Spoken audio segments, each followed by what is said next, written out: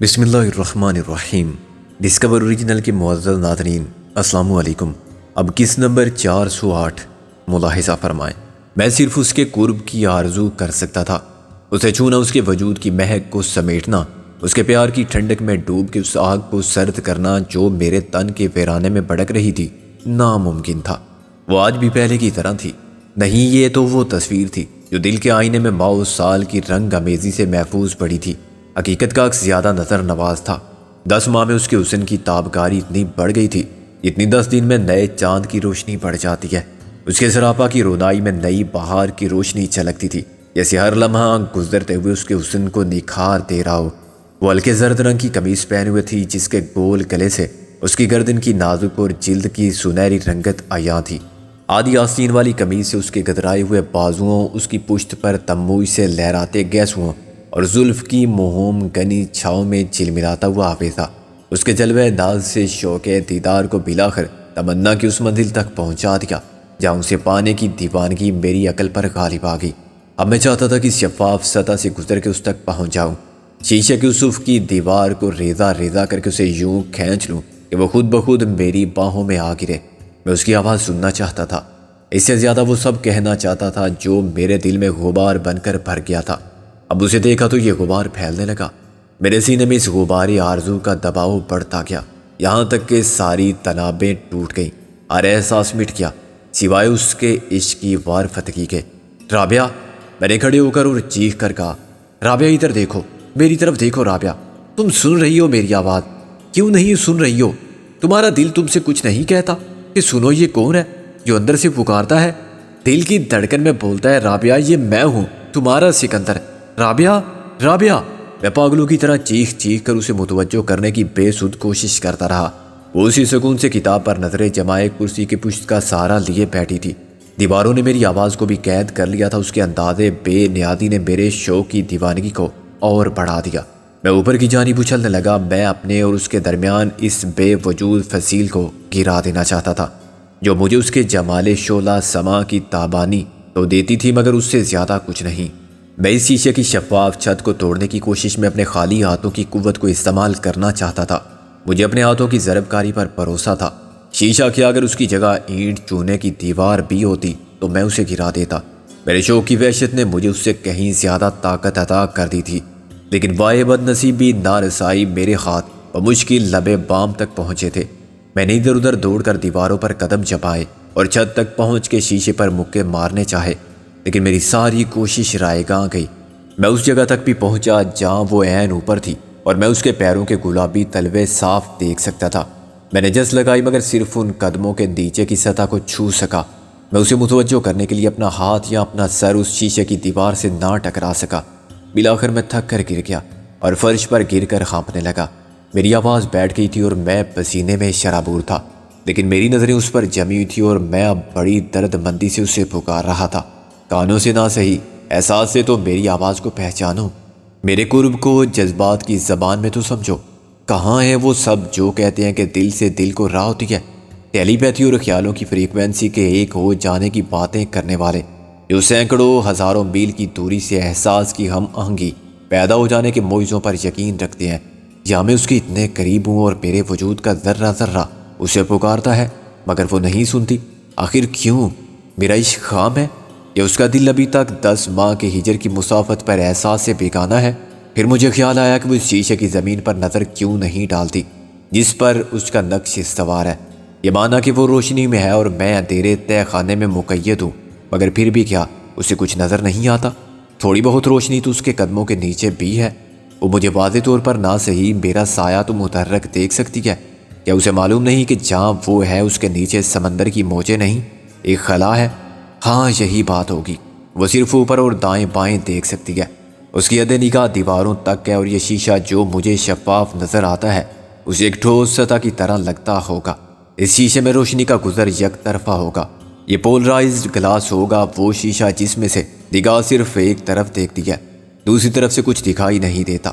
ایسا شیشہ بہت سی عمارات کی بیرونی ساخت میں استعمال ہوتا ہے، کھڑکیوں میں جو باہر کی طرف کھلتی ہیں اور بالکونیوں میں، روف ٹاپ اور ہل ٹاپ ریسٹورنٹ جہاں سے ہر طرف کا نظارہ کیا جا سکتا ہے، وہاں سے شیشوں کی دیواریں تحفظ فراہم کرتی ہیں۔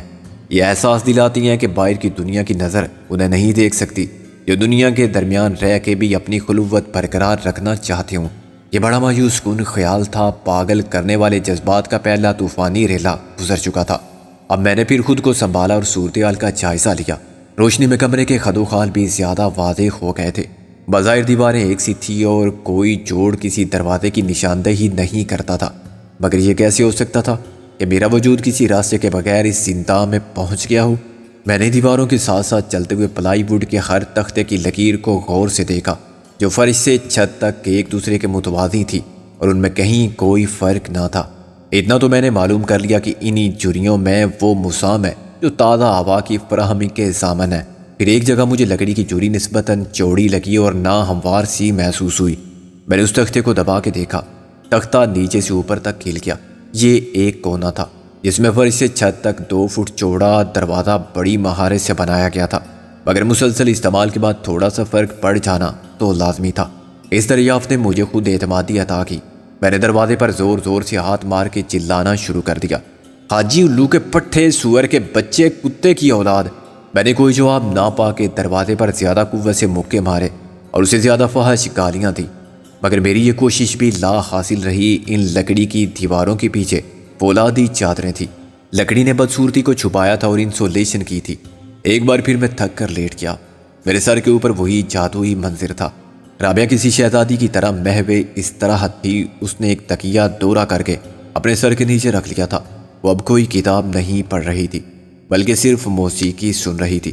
اس کا اندازہ مجھے اس کے پیروں کی حرکت سے ہوا۔ وہ غیر ارادی طور پر کسی گیت کی لے اور تال کا ساتھ دے رہی تھی۔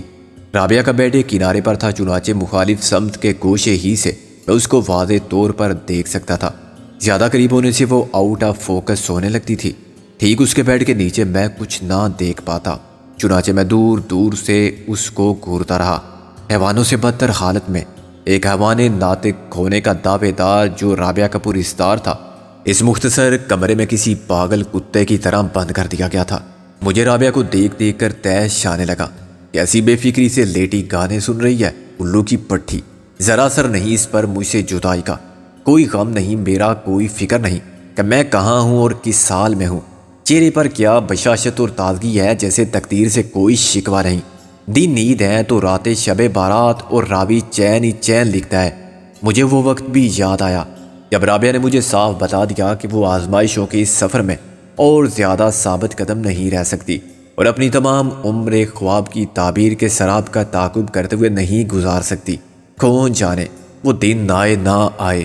بے شک اس نے یہ وضاحت بھی کر دی تھی کہ وہ سب ایک ضرورت کے تحت ہمارے فائدے کے لیے کیا گیا تھا، مگر اس کے بعد کیا ہوا کہ اس نے مجھ سے ملنے کی کوشش کی؟ اس کے لیے کچھ بھی ناممکن نہیں تھا، کیونکہ وہ کسی کی قید میں نہیں تھی۔ وہ میرا سراغ بھی لگا سکتی تھی، لیکن وہ مجھ سے بلکہ ہم سب سے دور رہی، اپنی مجبوری کو عذر بنا کے پیش کرتی رہی، حالانکہ ایسی کوئی مجبوری تھی ہی نہیں۔ اب سمجھ میں آتا ہے کہ وہ کیا مجبوری تھی۔ یہ پرسکون عیش کی زندگی اس کی مجبوری بن گئی تھی۔ اسے کیا پڑی تھی ہمارے ساتھ در بدر ہو، خطرات میں شریک رہے اور زندگی کا سب سے خوبصورت دور اس جد و جہد کی نظر کر دے، اس کا حاصل بحث، پریشانی اور خانہ خرابی ہو۔ دروازہ آہستہ سے کھولا تو میرے اشتعال انگیز خیالات کی روح ٹوٹ گئی۔ یہ خیالات بھی مایوسی کی انتہا کا رد عمل تھے۔ اگر رابعہ مجھے مل جاتی تو میں سارے گلے شکوے بھول جاتا۔ میرے ذہن میں انتشار پیدا کرنے والا کوئی خیال نہ آتا۔ اس وقت میں ذہنی عدم توازن کا شکار تھا۔ جب خاموشی سے عبداللہ اندر آ گیا، میں اسے دیکھتے ہی گالیاں بکتا ہوا اٹھا اور کسی باولے کتے کی طرح اس پر حملہ آور ہوا۔ اس کے ساتھ آنے والے 2 ہٹے کٹے مشٹنڈے ملازموں نے مجھے دھکیل کر دور پھینک دیا۔ میں دیوار سے ٹکرا کر واپس آیا۔ آؤ سب سامنے، ایک ایک کو پرزا پرزا نہ کر دوں تو میرا نام بھی سکندر بخت نہیں۔ میں نے جوڈو کراٹے کی پیشہ ورانہ مہارت کو بروے کار لانے کی تیاری کی۔ سکندر، کیا تم رابعہ سے ملو گے؟ حاجی نے نرمی سے کہا۔ میری نظر ایک دم منہ پر گئی۔ رابعہ نے بال کھول لیے تھے اور وہ لباس بدلنے کی تیاری کر رہی تھی۔ حاجی کے سوال نے یک لخت میری ذہنی روح کو پلٹ دیا تھا۔ اسی وحشی خونخوار حیوان میں ایک دم پالتو جانور بن گیا۔ میری تمام وحشی سرکشی کافور ہو گئی۔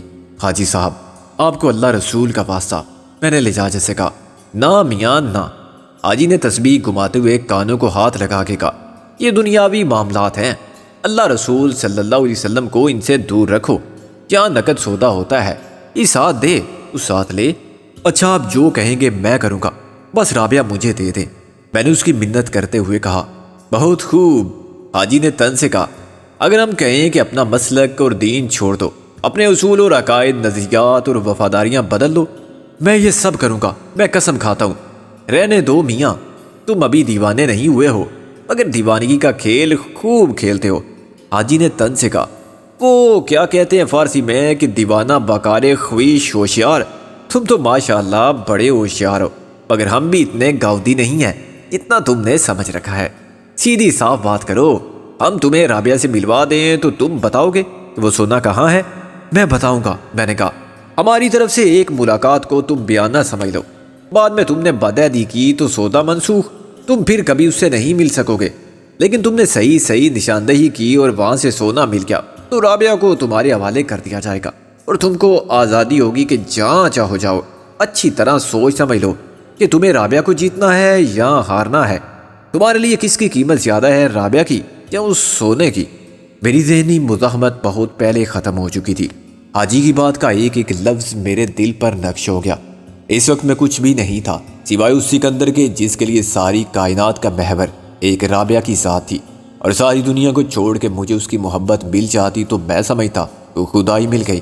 میں تمہارا احسان مند رہوں گا، اس احسان کا بدلہ چکانے کے لیے جو وعدہ کروں گا پورا کروں گا، تم مجھ سے قسم لے لو، حلف اٹھوا لو۔ میں نے کہا، رابعہ کی قسم کھا سکتے ہو؟ میں رابعہ کے سر کی قسم کھا کے کہتا ہوں، رابعہ کی اور اپنی محبت کی قسم کھا کے کہو۔ وہ بولا، میں اس محبت کی قسم کھاتا ہوں جو مجھے رابعہ سے ہے۔ اچھا فی الحال ہم اتنا ہی کافی سمجھتے ہیں، تم اس ساتھ والے کمرے میں جا کے لباس بدل لو اور انتظار کرو۔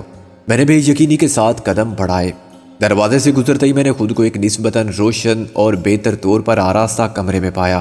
اس میں آمنے سامنے کی دیواروں کے ساتھ 2 فولڈنگ تختے تھے جن کو کھول کے بیڈ بنایا جا سکتا تھا۔ سرانے کی طرف 4 شیلف تھے اور ان کے نیچے دراز نما خانے، ہر شیلف پر ذاتی استعمال کی اشیاء رکھی ہوئی تھی، شیونگ کا سامان، ٹوتھ برش اور کنگھے وغیرہ۔ غالباً نیچے کے خانوں میں انہی 4 افراد کے کپڑے ہوں گے جو اس کمرے میں رہتے تھے، یہ ان کا سلیپنگ کوارٹر تھا۔ کچھ استعمال شدہ کپڑے کھونٹیوں پر بھی آویزاں تھے۔ میں نے ایک قمیص اتاری اور پہن لی، وہ مجھے تنگ تھی، بغل میں سے اس کی آستینوں کے ٹانکے ادھڑ گئے مگر میں نے پرواہ نہ کی۔ زین کی خاکی پتلون مجھے فٹ آ گئی، میں نے اطمینان اور سکون کا گہرا سانس لیا۔ جسم پر لباس آتے ہی میرے جذبات میں نمایاں تبدیلی آئی، میں نے خود کو پھر حیوان سے انسان کے روپ میں دیکھا تو میرے ذہن کا انتشار ختم ہونے لگا۔ میری عقل جو وقتی دیوانگی کے صحرا میں گم ہو گئی تھی پھر میری رہنما ہوئی تو میں نے اپنی خود اعتمادی حاصل کرنے کی جد و جہد کی۔ وہ سب اب تک دوسرے کمرے میں موجود تھے جہاں مجھے کسی جنگلی جانور کی طرح مبہوس رکھا گیا تھا۔ معلوم نہیں وہ وہاں کیا کر رہے تھے۔ جلدی میں نے ان درازوں کو کھول کے دیکھا، ان میں صرف کپڑے تھے۔ میں نے کپڑوں کے نیچے ہاتھ مارا کہ شاید کہیں کوئی خنجر یا ریوالور دبا ہوا ہو، مگر مجھے مایوسی ہوئی۔ اس کمرے میں اگر کوئی چیز خطرناک سمجھی جا سکتی تھی تو وہ بلیڈ تھے، مگر بلیڈ سے آتشی اسلحے کو ناکارہ کیا نہیں جا سکتا تھا۔ میرے پیچھے آخری حصے کی دیوار میں ایک گول شیشے والا روشن دان تھا جس میں سے سمندر، جاگ اڑاتی موجیں، دن کا اجالا، سپاٹ آسمان دکھائی دیتا تھا۔ شیشہ پانی کے مسلسل بہتے دھاروں سے دھندلا پڑ گیا تھا۔ میں نے اس میں سے باہر کا منظر دیکھنا چاہا مگر میں کچھ نہ دیکھ سکا۔ پھر میں نے ساتھ والے کمرے کے کھلے دروازے سے جھانکا، اندر کوئی بھی نہیں تھا۔ یا مظہر العجائب میں نے آنکھیں مل کے دیکھا، وہ تھے تو انسان کے روپ میں، مگر کیا وہ بھوت تھے؟ یہ یوں غائب ہو گئے؟ حاجی عبداللہ جادوگر بھی ہے؟ کیا سلیمانی ٹوپی سر پر رکھ کے نکل گیا؟ مجھے تو بڑی جستجو کے بعد ایک در ملا تھا، مگر اب صاف ظاہر تھا کہ اس خانہ بے در میں دوسرا دروازہ بھی تھا اور وہ سب اسی میں سے گزر گئے۔ میری نظر نے اوپر دیکھا، وہ منظر بھی بجھ گیا تھا جس میں رابعہ کے حسن کا مہتاب روشن تھا۔ اب اوپر نیچے ایک سا اندھیرا تھا۔ میں نے اس کمرے کا جائزہ لیا جس میں اب مجھے رابعہ سے ملاقات کا انتظار تھا۔ کیا وہ سچ مچ مجھ سے ملے گی؟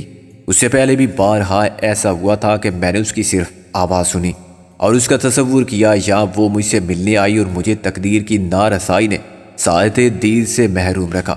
پھر آج میں نے اسے یوں دیکھا جیسے میرا خواب مجسم ہو گیا ہو یا میرے تصور کو زندگی مل گئی ہو۔ خواب اور حقیقت کے درمیان ایک شفاف پردہ ہی تو حائل تھا۔ میں نے بے چینی سے دھڑکتے دل کو پھر تصور میں الجھانا چاہا، مگر اب دل یوں بہلنے والا نہ تھا۔ اس کی ہر دھڑکن رابعہ کی پکار بن گئی، اشتیاق و اضطراب میں میرے لیے اعصاب اتنے کشیدہ ہو چکے تھے کہ میرا وجود چٹکنے لگا تھا۔ میں نے ہر طرف سے بند کمرے کی دیواروں سے کان لگا کے کسی آہٹ کا انتظار کیا۔ واحد بند دروازے پر دستک دی۔ میں مایوس ہونے لگا تھا اور حاجی عبداللہ کی طرف سے میری بدگمانی میں ہر لحظہ اضافہ ہو رہا تھا۔ اس شیطان لعین نے میرے ساتھ ایک جان لیوا مذاق کیا ہے، مجھے رابعہ کی ایک جھلک دکھا کے دیوانہ بنا دیا، اپنے جھوٹ کے جال میں گرفتار کر لیا۔ اس کا مقصد ہی میرا جذباتی استحصال تھا۔ ابھی وہ میری آتشی شوق کو کچھ اور بھڑکائے گا، مجھے اور تڑپائے گا، مجھے امید نا امیدی کے عالم برزخ میں رکھے گا، یہاں تک کہ میں سچ مچ پاگل ہو جاؤں گا اور کتے کی طرح اس کے اشاروں پر دم ہلانے لگوں گا۔ اچانک دروازہ کھلا اور رابعہ اندر آ گئی۔ اس نے دروازہ اپنے پیچھے بند کر دیا۔ میں پتھر کے بت کی طرح کھڑا رہا اور پلک جھپکائے بغیر اسے دیکھتا رہا۔ اس نے اب سرتاپا سفید ریشم جیسے کپڑے کی ساری باندھ لی تھی، اس میں تارے سے جل ملاتے تھے۔ یہ لطیف اور سبک بادلوں اور دھوپ کی کرنوں سے بنا ہوا ملبوس تھا۔ اس میں وہ بکھرے ہوئے سیاہ بالوں کے ساتھ کوئی آسمانی مخلوق لگتی تھی۔ یہ سب فریب نظر تھا، وہ فقط ایک نقش خیال تھی، جیسے بادل کا غبار۔ ایسے کیا دیکھ رہے ہو سکندر؟ بلاخر اس نے پلکیں جھپکا کے کہا اور آہستہ آہستہ آگے آئی۔ تم وہی ہو، میرے خیال کا طلیسم، میرے خواب کا عکس۔ میں نے کہا بھی میں آنکھیں بند کروں گا تو تم غائب ہو جاؤ گی، ایسا کیوں کرتی ہو میرے ساتھ سکندر؟ رابعہ نے گلو گیر لہجے میں کہا اور میرا ہاتھ تھام لیا۔ اس کی آنکھوں سے آنسو چھلک کر میرے ہاتھ پر گرے، دو جلتے ہوئے انگارے، پگھلے ہوئے ستارے یک لخت میں بے یقینی کے طلیسم سے نکل آیا۔ حقیقت نے میرے حواس کو تہس نہس کر دیا۔ میں نے بے اختیار اسے کھینچ لیا اور اپنے قریب کر لیا۔ شدت جذبات میں اپنی زبان سے میں اس کے نام کا ورد کرنے کے سوا کچھ نہ کہہ سکا۔ میں نے اس کے ہاتھوں، اس کے بالوں، اس کی آنکھوں میں رابعہ کو دیکھا، اس کی مہک کو تلاش کیا اور اس کے وجود کی ساری نرمی اور خلاوت اور مٹھاس لذت کو اپنے وجود میں سمو لیا۔ سکندر، سکندر ہوش میں آؤ، اس نے کانپتے روتے ہوئے کہا۔ اس کے ہاتھ میرے چہرے کو اور میرے بالوں کو اپنے لمس سے سیراب کرتے رہے۔ دیکھو ایسے کیوں روتے ہو؟ اتنے کم ہمت تو نہیں تھے تم، یہ کیا پاگل پن ہے؟ میں تو تمہارے پاس ہی تھی، دور کب تھی تم سے؟ دن رات کے کون سے لمحے کو تم جدائی کا لمحہ کہتے ہو؟ میری کون سی سانس کو اپنے خیال سے الگ جانتے ہو؟ میں نے کچھ نہیں کہا تھا، مگر وہ جانتی تھی کہ میں کیا کہہ رہا ہوں۔ زبان خاموش تھی تو کیا، دل کی آواز تو اس دنیا میں، اس کائنات میں گونج رہی تھی، اس میں اور کچھ نہیں تھا میرے اور اس کے سوا۔ اور میں نے کہا، رابعہ میں مر جانا چاہتا ہوں، اسی وقت اسی جگہ تمہاری باہوں میں۔ رابعہ نے میرا چہرہ اٹھا کے دیکھا۔ یہ تم کیسی باتیں کر رہے ہو سکندر؟ کیا مرنے کے لیے جی رہے تھے؟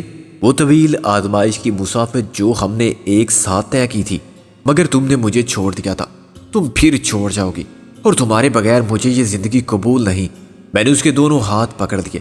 ایسا کیوں کیا تھا تم نے رابعہ؟ بولو، کیا قصور تھا میرا کہ تم نے مجھے اکیلا چھوڑ دیا؟ کبھی سوچا تم نے کہ اگر اس دوری کا عذاب میری موت کا سبب بن جاتا؟ اس نے میرا منہ اپنے ہاتھ سے بند کر دیا۔ اکیلے ہی مر جاتے؟ یہ بھلا کیسے ہو سکتا تھا؟ میں بھی اسی امید پر زندہ تھی، اس نے تمہیں راستہ دکھایا اور حوصلہ دیا یہاں تک آنے کا، مگر اب میں صرف امید پر زندہ نہیں رہ سکتا۔ مجھے تمہارا ساتھ چاہیے، تمہاری رفاقت چاہیے۔ میں خوابوں کے آسرے پر اب نہیں جی سکتا، تمہارے خیالوں کے ساتھ اور تمہارے تصور کے ساتھ زندگی بسر کرنے کی کسی مجبوری کو قبول نہیں کر سکتا۔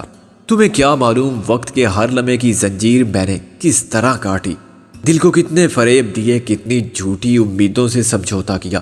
تم یہ سب مجھے بتا رہے ہو؟ ہاں، کیونکہ تم ہی نے مجھے مرنے بھی نہیں دیا۔ یہ تمہاری آرزو بھی تھی جس نے مجھے زندہ رکھا۔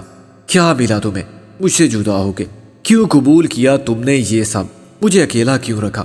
وہ سب ایک مجبوری تھی سکندر، میں کیا بتاؤں؟ وہ ایک سرد آب بھر کے بولی۔ جھوٹ، کوئی ایسی مجبوری نہیں ہوتی، میں جھوٹ بول سکتی ہوں تم سے؟ اس نے افسردہ پلکیں اٹھا کے کہا۔ کالی آنکھوں میں پھر اجلے موتی بننے لگے۔ مرنا تو بہت آسان ہوتا میرے لیے، مگر جینا بہت مشکل تھا، پھر بھی مجھے تمہارے لیے اور تم سب کے لیے کچھ تو کرنا ہی تھا۔ میں نے اس مجبوری کو، سختی حالات کو اور قید تنہائی کو صرف اس لیے قبول کیا کہ تم سب زندگی اور کامیابی کے راستوں پر چلتے رہو۔ تم چاند بھائی کی قید میں تھی۔ میں نے اس کی پلکوں سے آنسو چن لیے۔ رابعہ نے بلاؤز کے گلے میں سے ایک کاغذ کا رکا برآمد کیا اور خاموشی سے میرے سامنے کر دیا۔ اس پر لکھا ہوا تھا، وہ سب سن رہے ہیں، باتیں کرتے رہو، یہ بعد میں پڑھ لینا۔ ہاں تم تو جانتے ہو وہ کس کماش کا آدمی ہے، وہ ایک ذہنی مریض ہے، ساری دنیا کے خلاف انتقامی رد عمل میں مبتلا۔ اس نے کاغذ کو میری جیب میں ڈال دیا۔ پھر تم یہاں کیسے آئیں؟ میں نے کہا۔ مجھے حاجی عبداللہ نے رہائی دلائی، ایک شرط پر جو صرف تم پوری کر سکتے ہو۔ رابعہ نے کہا۔ کون سی شرط؟ تم اس کی مدد کرو گے۔ میں نے اسے یقین دلا دیا تھا سکندر کہ تم میری خاطر سب کچھ کر سکتی ہو۔ تمہاری خاطر میں وطن کے دشمنوں کا ساتھ تو کبھی نہیں دوں گا، یہ تم جانتی ہو، میں نے برہمی سے کہا۔ رابعہ نے گھبرا کے ہونٹوں پر انگلی رکھی، پھر اس نے سرگوشی میں کہا، کسی بات سے انکار مت کرنا، تم میرا مان بھی نہیں رکھو گے؟ مجھے نہیں معلوم وہ تم سے کس قسم کی مدد چاہتا ہے، مگر میں نے کہا تھا کہ تم مجھے انکار نہیں کر سکتے۔ دیکھو رابعہ، وہ چاہتا ہے کہ میں اسے وہ جگہ بتا دوں جہاں دلاور کا میں نے کئی من سونا غرق کیا تھا۔ ایک پورا ٹرک تھا جس میں اوپر اسلحہ تھا۔ ہم نے تو اسلحہ سمجھ کے ڈبویا تھا، اگر یہ معلوم ہوتا کہ نیچے سونا بھی ہے تو ہم نہ رکھ لیتے اسے، ہمارے کام آتا وہ خزانہ۔ مگر خیر، حاجی عبداللہ اس سونے کو مشرقی پاکستان تو نہیں بھجوائے گا، اس سے وطن کے دشمنوں کی کوئی مدد نہیں کی جائے گی جو دلاور کرنا چاہتا تھا۔ رابعہ نے کہا، یہ تم کیسے کہہ سکتی ہو؟ دیکھو، مجھے معلوم ہے عبداللہ صرف ایک ٹرانسپورٹر ہے۔ یہ ٹھیک ہے کہ وہ دلاور کا مال بھی بیچتا رہا، اسے معلوم نہیں تھا کہ دلاور اینڈ کمپنی وہاں تخریب کاروں کو اسلحہ فراہم کرتی ہے، لیکن معلوم ہوتا تب بھی اسے یوں براہ راست وطن دشمن قرار نہیں دیا جا سکتا۔ وہ اپنا بزنس کیسے تباہ کرتا؟ اور پھر دلاور جیسے لوگوں سے دشمنی مول دینا بھی تو خطرے کی بات تھی۔ تم اس کی وکالت کر رہی ہو؟ میں تم کو سیدھی صاف بات سمجھا رہی ہوں کہ حاجی کی مدد کرنے سے تمہارے مشن کو نقصان نہیں ہوگا، نہ اس سے تمہارے دشمنوں کی مدد ہوتی ہے۔ حاجی تو اسے اپنی تحویل میں رکھے گا، یہ اس کی ذاتی ملکیت ہوگا۔ دلاور کو اس کی ہوا بھی نہیں لگنی چاہیے، ورنہ وہ حاجی کا دشمن ہو جائے گا۔ اپنے نقصان پر وہ پہلے ہی زخم خوردہ ناگ کی طرح تل ملا رہا ہے۔ اچھا، میں نے بحالت مجبوری ہتھیار ڈالنے کی طرح کہا، میں اب تم سے کیا کہوں کہ تم نے اچھا کیا یا برا؟ تم کہتی ہو اس سے دشمنوں کی مدد نہیں ہوگی، لیکن کیا حاجی میرا دشمن نہیں ہے؟ تم نے کیوں مجھے اس کی مدد کا پابند کر دیا؟ تم انکار کر دو، میں واپس چلی جاؤں گی، مجھے جانا ہی پڑے گا، اس نے گلو گیر لہجے میں کہا۔ اور یہ تو قسمت نے ایک سبب بنا دیا تھا، ورنہ کیا میں اس شخص کی قید سے نکل سکتی تھی جو مجھ سے شادی کرنے کے لیے وقت اور حالات کے بدل جانے کا انتظار کر رہا تھا؟ اس نے صاف کہا تھا مجھ سے کہ میں زبردستی نہیں کروں گا، ایک دن تقدیر خود تمہیں میرے حوالے کر دے گی۔ تمہارا وہ بانکا ہیرو جو سکندر اعظم بنا پھرتا ہے، اس کی زندگی کتنی ہوگی؟ خوش قسمتی پر انحصار کرتا ہوا وہ کہاں تک جائے گا؟ ایک دن آئے گا جب قدرت کی طرف سے ملنے والا خوشبختی کا کوٹا پورا ہو جائے گا، پھر اس کے ساتھ وہی ہوگا جو سکندر اعظم کے ساتھ ہوا تھا۔ کہتے اسے ایک مچھر نے شکست دے دی تھی، وہ دنیا فتح کر لیتا مگر اسے ملیریا ہو گیا، اور جسے کوئی غنیم چت نہ کر سکا، کوئی سورما اور جنگجو چت نہ کر سکا، اسے ایک مچھر نے چت کر دیا۔ پھر تم کیا کرو گی؟ اس کے سوگ میں کتنے دن آنسو بہاؤ گی؟ جب نور جہاں کی محبت ماری گئی تھی تو اس نے بھی بہت رونا دھونا کیا تھا، اور شہنشاہ ہند کی محبت کے خلاف 3 سال تک مزاحمت کرتی رہی تھی۔ جہانگیر نے بھی کوئی زبردستی نہیں کی تھی، اس کی محبت نے بلاخر نور جہاں کی محبت کو جیت لیا تھا۔ ایسے ہی میں بھی ایک نہ ایک دن جیت لوں گا تمہیں۔ اب تک میں عورت کو حاصل کرتا آیا ہوں، خریدتا آیا ہوں، چھینتا آیا ہوں، مگر تمہاری بات مختلف ہے، تمہیں میں اپنی محبت سے جیت کر دکھاؤں گا۔ یہ سب رابعہ نے اس وقت کہا جب میں اس کا دیا ہوا رکا جیب سے نکال کے پڑھ رہا تھا۔ وہ ہچکیاں لے کر روتی گئی اور بولتی گئی۔ رکے میں جو رابعہ اپنے ساتھ لائی تھی لکھا تھا، مجھے معلوم ہے کہ یہ سب میں تمہیں زبانی نہیں بتا سکوں گی، مجھے اندیشہ ہے کہ ہماری گفتگو کا ایک ایک لفظ سنا جائے گا۔ آج یہ کمینہ اور ناقابل اعتبار شخص ہے، اس نے مجھے عملاً خریدا ہے۔ اس نے چاند بھائی سے وعدہ کیا ہے کہ جتنا سونا سمندر کی تہہ سے برآمد ہوگا اس کا نصف اسے دے گا۔ وہ مجھے اسی مقصد کے تحت لایا ہے کہ میرے ذریعے تم پر نفسیاتی دباؤ ڈالا جائے۔ چاند بھائی کو اس پر بالکل اعتبار نہیں، وہ سمجھتا ہے کہ حاجی اپنی بات پر قائم رہنے والا آدمی نہیں، چنانچہ اس نے پورا بندوبست کر لیا ہے کہ وہ سونا حاجی کے ہاتھ نہ لگے۔ یہ خطرناک کام ہے، یہ ہو سکتا ہے کہ خزانہ ہاتھ لگتے ہی حاجی تم کو اور تمہارے ساتھ مجھے بھی ٹھکانے لگانے کی کوشش کرے، لیکن چاند بھائی نے ہمیں یقین دلایا ہے کہ وہ ہماری حفاظت کرے گا، اور اس مقصد کے لیے حاجی سے مقابلہ کرنا پڑا تو کرے گا۔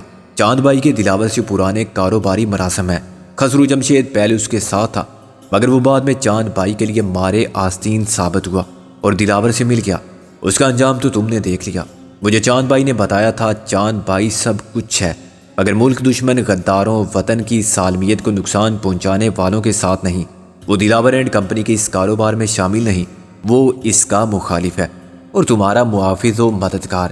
مشکل یہ ہے کہ وہ کھل کر سامنے نہیں آ سکتا اور دلاور کی دشمنی مول نہیں لے سکتا۔ اس طرح اسے دوہرا نقصان ہو سکتا ہے، مالی نقصان بھی، جانی نقصان بھی۔ ایک طرف اس کا کاروبار تباہ ہوگا تو دوسری طرف وہ MRS کے لیے کچھ نہ کر پائے گا۔ اس نے دلاور کو یہی تاثر دیا ہے کہ ان کے درمیان مکمل اتحاد ہے اور وہ خود بھی سکندر کا دشمن ہے، چنانچہ اس نے مجھے قید کر رکھا ہے۔ اس کا مقصد صرف میرے ذریعے تم تک پہنچنا ہے۔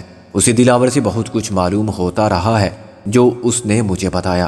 اس کی معرفت مجھے تمہارے متعلق مفصل رپورٹ ملتی رہی۔ جو کچھ میں نے کیا وہ ایک پالیسی کا حصہ تھا۔ دل سے چاند بھائی ہمارے ساتھ ہے۔